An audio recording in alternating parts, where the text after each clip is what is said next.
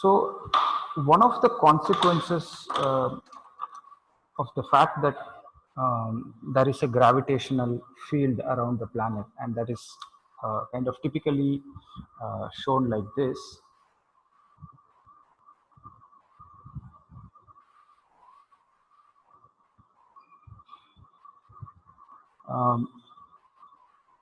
In which an object, like say for example the planet, it has a gravitational field around it. So like we figured out last class, the gravitational strength at that point can be calculated with your equation F is equal to gm1 m2 upon r square. At twice the distance, the gravitational field becomes, so if this distance is r, the radius of the earth, and so it's twice as far from the radius of the earth, so then the gravitational field strength becomes 1/4 of the force. So if there's an F amount of force over here experienced here, there is 1/4 of F over here, and if you go the same distance even further away, you get 1/9 of F, and so on and so forth. Now, the fact that the gravitational force reduces as you go outwards, and this is going to be true wherever isometrically you take it, which means that the 1/4 field strength is not just at that point over there, it's going to be the same at all equidistant points around it, right? So the 1/9 is also going to be the same equidistant all around it. So any point along a circle that you draw which has the same distance, right, is going to have the same field strength. And then the field strength increases as you get closer and closer to the object. Okay, so based on this, it was suggested that all objects have around them a gravitational field which can be represented by lines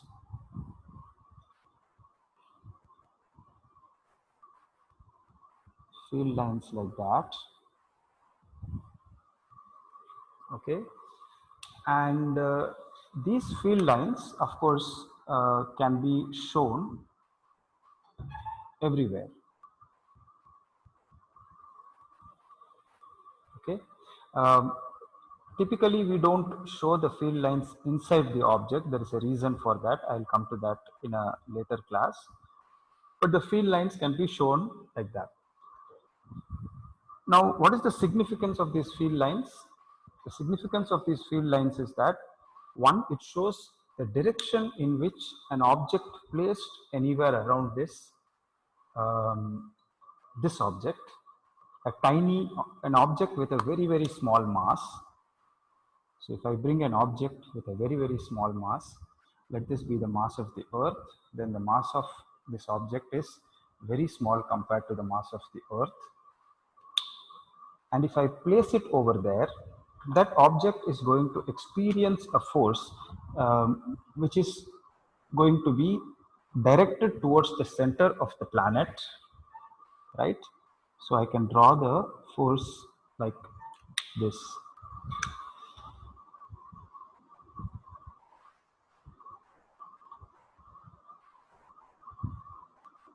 Force on M1. Okay, and its strength, the strength of force M1 is going to be the same force that any object will experience at that distance from the planet's mass.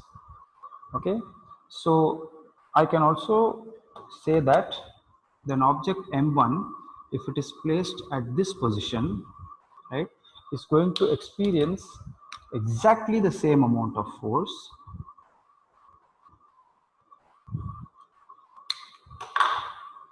and that force is going to act towards the center of the planet. Okay. The field strength. These lines actually then what it ends up doing is these lines give you an illustration of the field around this planet. And of course, the number of field lines that are there are uh, so to explain the whole thing a little better. So I just said very large planet. M1 is Rishit for some reason. We are going to take Rishit up 12,800 kilometers and let him go. Ratul asks me, why should the field lines be pointing towards the center of the planet? So I'm attempting to explain that. So the question is, what will happen to Rishit if we consider that the planet has no revolution and rotation, just for a moment. And then you let Rishit go 12,800 kilometers above the surface of the planet. So both of them will experience an acceleration, that is Rishit and the planet. But the planet's mass being much higher, it's going to experience very little acceleration, whereas Rishit is going to be having most of the fun. Now, in what direction will Rishit head? Well, wherever you let go of him, he's going to fall towards the earth in such a way that he's attracted towards the center of mass of the earth, or the center of gravity of the earth, right? Because that is the point from which the gravitational pull of the planet is working. Okay, so therefore the field line seems to indicate that his path, as Rishit falls, the path that he takes is going to be the path of the field line. And because the force is always directed towards the center, right, until he comes crashing onto the surface of the earth, therefore the field lines are always pointed inwards towards the center of gravity of earth. So is this clear up till now? There's just one more thing that I need to clarify, and then we can move on to look at one small situation, and then we can stop. So any questions quickly? See, understanding fields is a very important thing. In the case of a gravitational field, it's not really a big deal because the background of it at our level is fairly well understood. So we actually don't require something like an understanding of a field to work anything out. But I'm just taking this opportunity to talk a little bit about fields as abstract objects, which helps us to understand how an object might behave when placed in the vicinity of other objects. In the case of gravitational field, it's not a problem, but when we come a little later to electrical fields, right, the force experienced by electrically charged objects near other electrically charged objects, there the idea of a field line starts becoming pretty useful. Janu, at what point did you miss? If you tell me, then I can tell you whether you missed much or you didn't miss much. This is another point at which I would just like everybody to type in present and send it in. Just type present and send everybody quickly. And it's just an experiment I'm trying out. Okay, so now I'm going to move on, start paying attention again. Now there's one last thing. The gravitational field lines around any object tells the direction of the magnetic field around that object. Okay. The second thing is the density of the field lines. All right. So field lines, of course, are, I have only drawn representational field lines over here. There are 8 field lines that I have drawn over here. But of course, every point in space around this object is going to have its own field, its own gravitational force. So therefore, in theory, the number of field lines are actually infinite. Oops. Okay. And it's 3-dimensional. I'm right now showing it on a 2-dimensional surface, right? So therefore, on a 2-dimensional surface, it's all I can show. But actually, gravitational field lines are 3-dimensional. So it's not just field lines on that plane. The field lines kind of come out of this plane also. So it's like everywhere. It's like a pin cushion. if you know a pin cushion. I don't know how many of you have seen a pin cushion, but it's like a pin cushion. You know what's a pin cushion? Has anybody any idea? In the offices of the olden days, we used to have, these pins were very useful. Bell pins. A bell pin is kind of looks like this, a small pin. And it was a problem keeping them. In Dilip sir's office, you can find it on top of his table. Not a pin cushion, but the pins.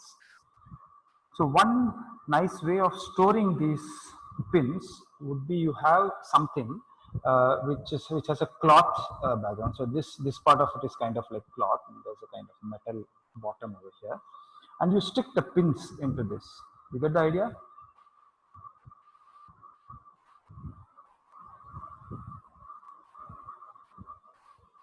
So then it's easy to sort of access the pin.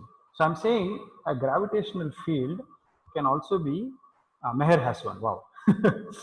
So a gravitational field would also look like that if you were able to visualize it as lines going three-dimensionally into the planet.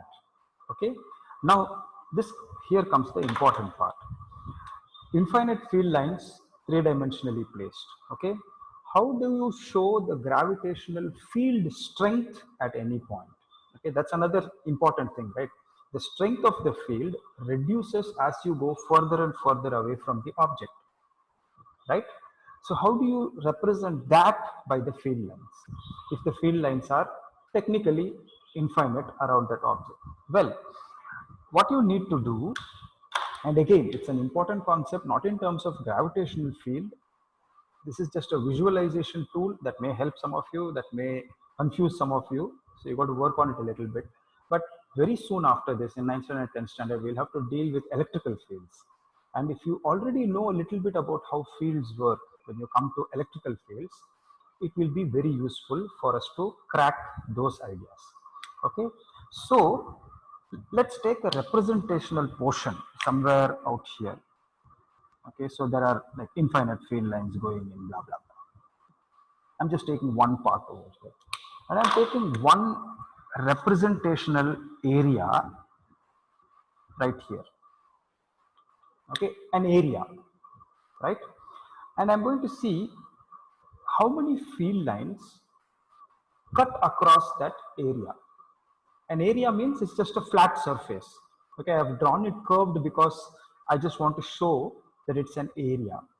So you don't think it's just some window I have drawn over there. But it's like a, it's like a piece of paper like this, and you want to see, so this blue box over there is like a paper like this, and you want to, that I kind of bend a little bit like that, and I want to see how many field lines are passing through this piece of paper. You get that idea? Are you able to visualize this?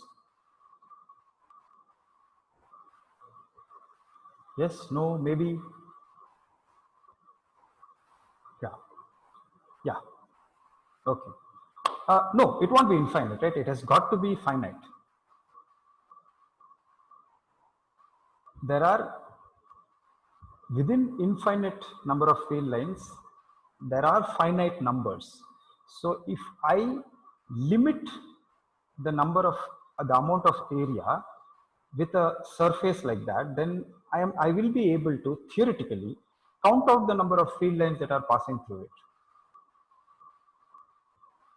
Okay, is that fine, Neeraj?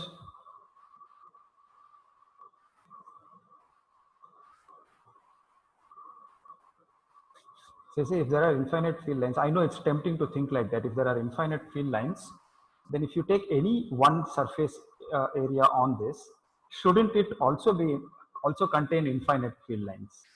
No, not quite. Huh? uh, no, there's nothing in terms of width of a field line, but it's theoretical. If the number of field lines emanating from the center are infinite, okay, I'll just proceed a little bit further, and I hope then you will be able to see. Okay, I'm not saying that you can physically count out the number of field lines. If the field lines are imaginary and of zero width, right, then there is no question of counting them out. Technically, there can be infinite numbers. But I'm saying if the number were a very large number, maybe even technically infinite, then if you limit a particular spatial area, then that number of field lines passing through that has to be less than infinite and therefore finite. That's the argument. Okay. Now, here is the clever bit.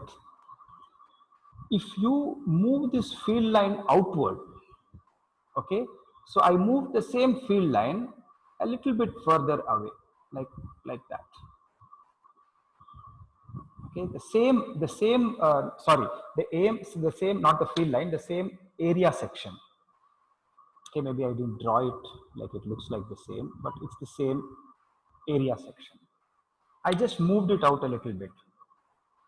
Okay, so is it going to have more field lines in the position 1, or is it going to have more field lines in the position 2?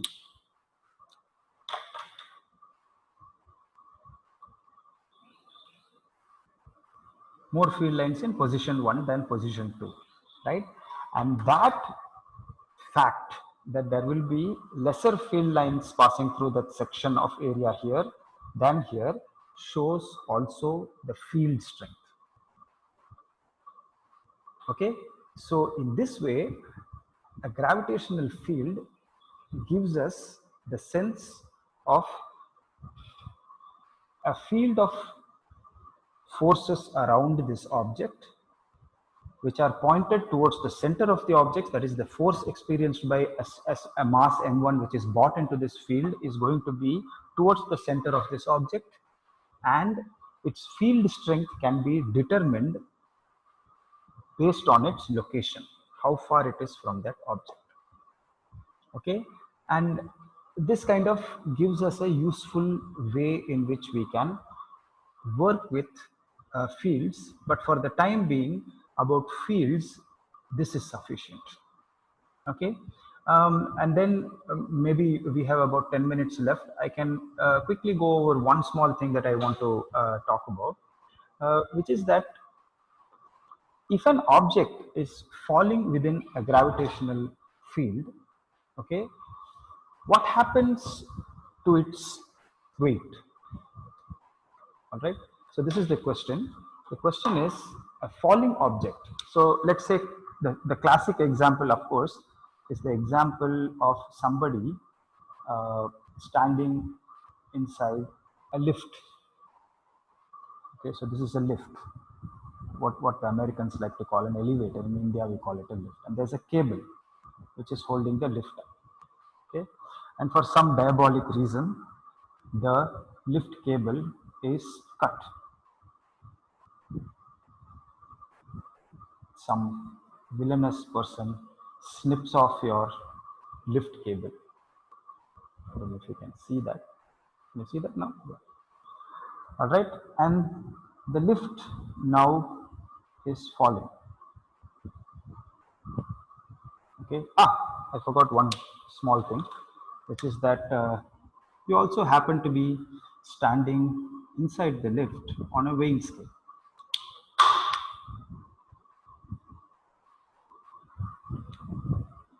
Legs are not cut off. You're standing on the weighing scale. Now, as you're falling,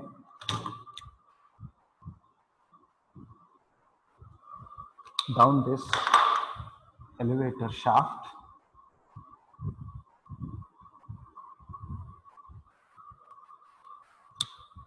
right? What happens to the reading on your scale?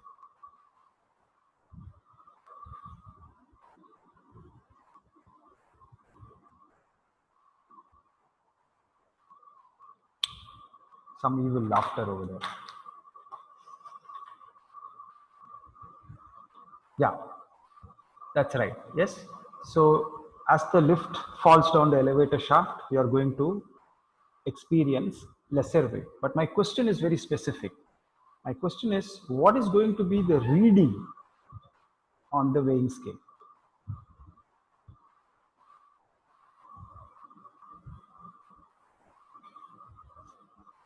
Yes. All right. So the reading on the weighing scale will become 0. That means as you're falling, when you're going down at the acceleration determined by the gravitational pull, that is going to be approximately 9.8 meters per second square, then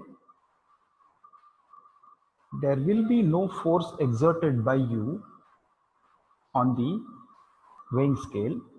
The weighing scale and you are going to be exerting no force on the floor of the lift shaft, floor of the lift cabin, the elevator cabin, and therefore there is going to be no normal reaction force, and it's the normal reaction force up from the elevator's cabin which is going to give you the reading that tells you what your mass is. It actually measures the force, but it's calibrated to mass. So when you're falling down, there's no question, you, the elevator, cabin, and the weighing scale all are accelerating down at the same rate. So therefore, there can be no force that you exert downwards, and therefore the um, weighing balance, weighing scale is going to show 0. Okay. Now, this fact that you can experience weightlessness if you are falling at or nearly at the rate of gravitational acceleration is used by um, people who train astronauts for space missions. Okay. Um, Bhavya, did you get the point, or do you want me to repeat it again? I actually didn't ask any question. It's a very simple thing. You're in an elevator shaft. I mean, you're sitting on an elevator in an elevator box on a weighing scale. Somebody cuts the cable and you're falling down. What will be the reading on the weighing scale as you fall down? That's all. And we argued that. So for training astronauts, what happens is that they want them to experience what is zero gravity, and they want them to conduct tasks at zero gravity, right? Because we are used to a gravitational force on the surface of the Earth, right? You can go underwater, you will experience lesser gravitational pull because of the buoyancy, but you're not going to experience zero. Okay, and the viscosity of water, that is the thickness of the fluid of water, also does not allow you to do the kind of experiments and work that you would like to train for. So therefore what they do is they put them on very large jetliners, very large planes which have cavernous fuselages, and then they take them to the upper atmosphere, right? I don't know how high, but very high. Okay, I think they kind of go to stratospheric heights.